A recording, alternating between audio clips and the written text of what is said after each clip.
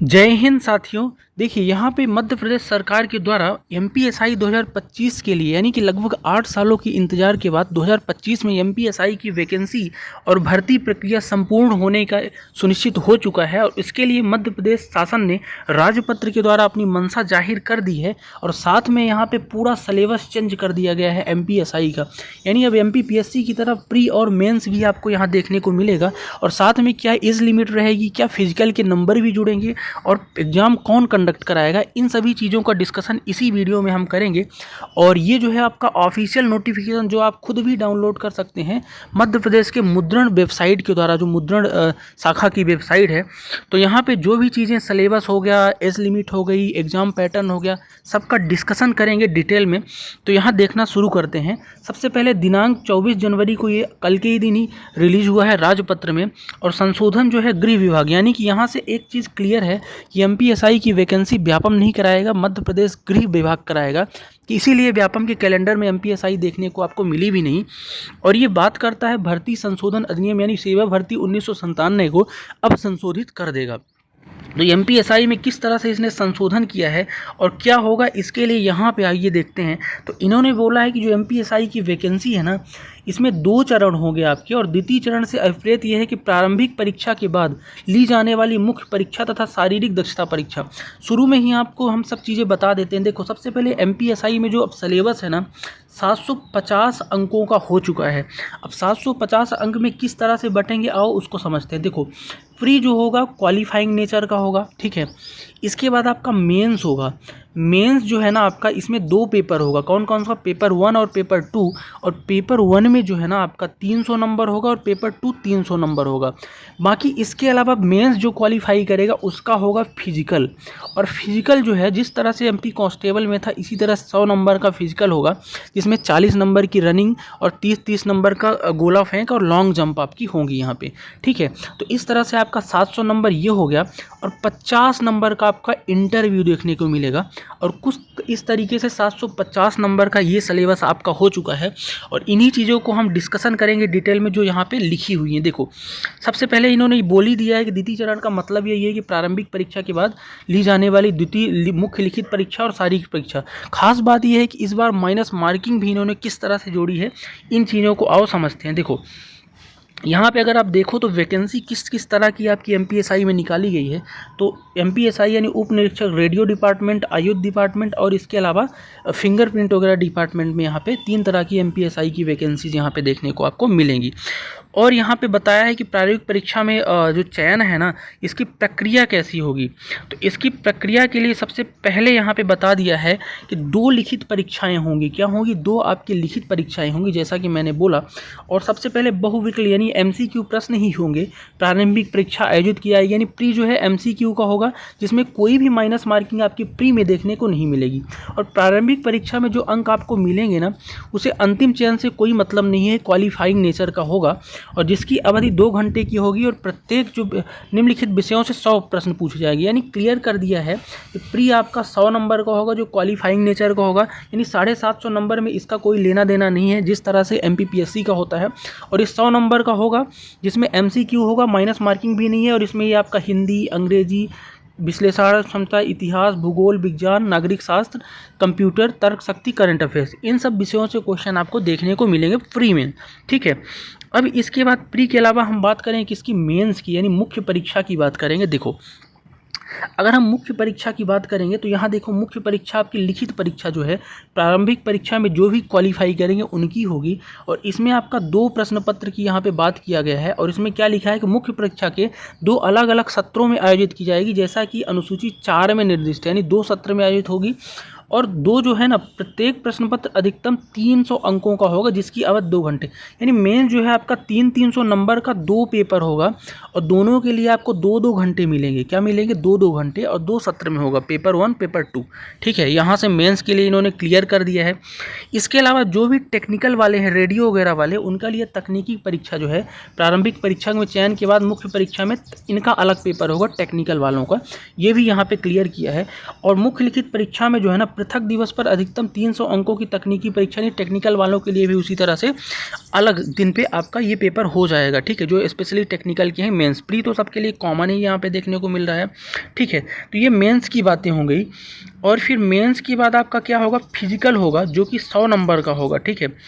तो आइए आगे बात करते। तो जब आप 300 यानी 600 नंबर के 2 पेपरों को मेंस का क्वालिफाई करेंगे, फिर आपका फिजिकल होगा यानी शारीरिक दक्षता परीक्षण होगा, और ये परीक्षण भी 100 नंबर का होगा, जिसमें आपका मैंने बता ही दिया 800 मीटर की दौड़ 40 नंबर, लंबी कूद 30 नंबर और गोला फेंक के लिए 30 नंबर यहाँ पे दिए जाएंगे। तो इस तरह से आपका 700 हो गया। फिर इसके बाद 50 नंबर इंटरव्यू का अगर जोड़ दो, और फिर इसके बाद आगे देखते हैं प्रोसेस।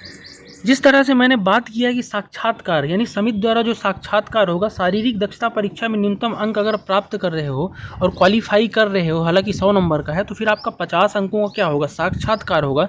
और ये सब जुड़ के जैसे कैसे देखो, मेंस के 300 के 2 पेपर, ठीक है, 600 ये हो गया, और 100 नंबर का फिजिकल 700 और 50 नंबर ये, यानी 750 आपके टोटल यहाँ पे हो चुके हैं।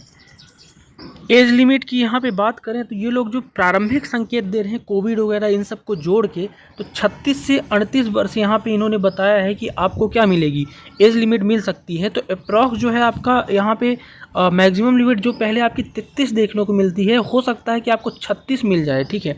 तो 36 साल तक आपको मिल सकती है, 3 साल कोविड का अगर यहाँ पे जोड़ लो। तो एज लिमिट के बारे में स्पेशल आपका जैसे ही नोटिफिकेशन आएगा वहाँ पे क्लियर कर दी जाएगी चीज़ें, लेकिन आयु सीमा जो है लगभग कह रहा है कि आपका 36 वर्ष हो सकती है, ठीक है। उसके बाद जैसे एक्स सर्विसमैन है और छूट वाले हैं, अगर उन सबको छूट भी मिला दी जाए तो अधिकतम 45 साल से अधिक किसी की आयु नहीं ली जाएगी।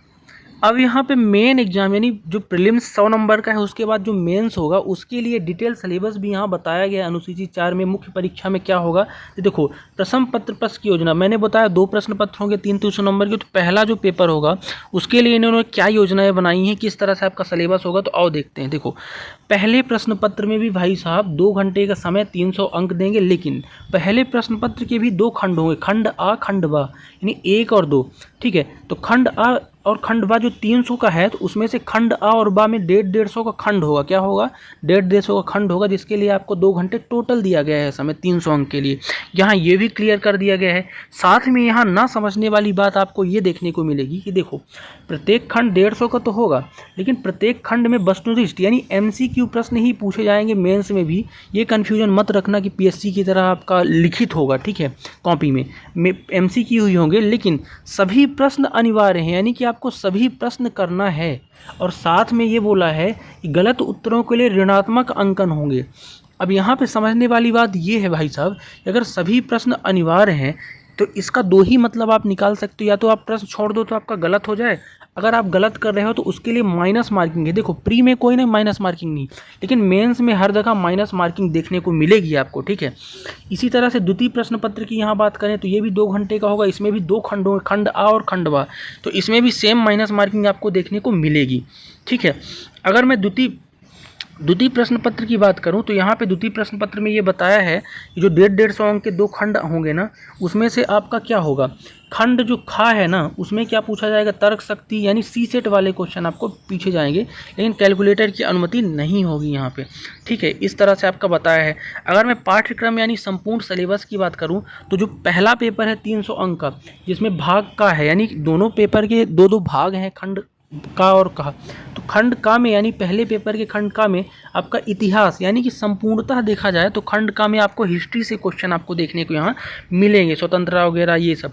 लेकिन पहले ही पेपर के खंड का जो 150 का दूसरा होगा यानी सेकंड खंड होगा, उसमें आपका संविधान यानी पॉलिटी से क्वेश्चन देखने को मिलेंगे। तो मोटा मोटी आप MP का और इंडिया का पॉलिटी समझ लो।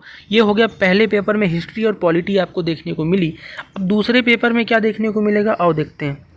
पेपर में जो मेंस का है उसके खंड का में यानी 150 नंबर में आपको IT कंप्यूटर हो गया, इसके अलावा इकोनॉमिक्स हो गया, पर्यावरण आंतरिक सुरक्षा यानी करंट अफेयर्स हो गया, IT हो गया और पर्यावरण हो गया, इन सब से क्वेश्चन आपको देखने को मिलेंगे। और द्वितीय प्रश्न पत्र में इसके अलावा आपका खंड खा भी है, अब खंड खा में क्या क्या आपको देखने के मिलेंगे, आधार संख्याएं हैं जैसे कि मैथ्स का है, चार्ट वगैरह है, अनुपात समान, यानी स्पेशली मैथ रीजनिंग आपको देखने को मिलेगा द्वितीय प्रश्न पत्र में। ठीक है, तो यहाँ से मोटा मोटी आपने क्लियर कर लिया कि मेंस, प्री को तो छोड़ो, प्री में तो आपका सब कुछ आएगा, मेंस में क्या होगा। तो मेंस में आपका 2 पेपर होगा, आपने समझ लिया है, और 2 पेपर में पहले पेपर में आपको हिस्ट्री और पॉलिटी देखने को मिलेगा, और दूसरे पेपर में आपको आईटी कंप्यूटर टेक्नोलॉजी एक खंड में देखने को मिलेगा, और दूसरे खंड में आपको मैथ रीजनिंग वगैरह के क्वेश्चन देखने को मिलेंगे। तो इस तरह से 3-3 600 नंबर आपकी हो गए, 100 नंबर फिजिकल हो गया, 50 नंबर आपका इंटरव्यू हो गया। तो सभी चीज़ें देखने के बाद अब दक्षता परीक्षण यानी फिजिकल इफिशियंसी क्या है, तो पुरुषों के लिए जिस तरह से आपने कांस्टेबल में देखी होगी इफिशियंसी नंबर उसी तरह से आपको मिलेंगे, यहाँ कोई बदलाव है नहीं। ठीक है, जहाँ तक है महिलाओं के लिए भी वही है फिजिकल के लिए, तो यहाँ कंफ्यूज आपको होना नहीं है। और प्रत्येक चरण को आप जब क्लियर करते जाओगे तो अगले चरण में आपको ऑटोमेटिक भेज दिया जाएगा। तो ये संपूर्ण सिलेबस और इसके अलावा संपूर्ण चीज़ें यहाँ पे डिस्कशन हमने कर ली है। किस तरह से आपको नोटिफिकेशन देखने को मिलेगा, एज लिमिट हो गया, तो नोटिफिकेशन मोस्ट प्रोबेबली अगले महीने यानी मार्च या फरवरी या मार्च में देखने को मिल सकता है। तो सिलेबस तो आपका यही रहेगा, और पैटर्न अगर आप पता चल गया है, और जो भी इच्छुक हैं एमपीएसआई की तैयारी करने के लिए, तो अभी से उनको डिटेल तरीके से आपको अब अध्ययन कर देना चाहिए। और पुरानी चीज़ें जो है ना, पहले का पैटर्न है, जिनने भी उससे पढ़ा है उनको अब भूलते हुए नए सिरे से अपनी तैयारी शुरू करनी चाहिए, जो भी सीरियस कैंडिडेट हैं। बाकी कोई भी इशू और कोई भी क्वेश्चन है इसके रिगार्डिंग तो आप कमेंट कर सकते हैं। मिलते हैं नेक्स्ट वीडियो में, तब तक के लिए जय हिंद।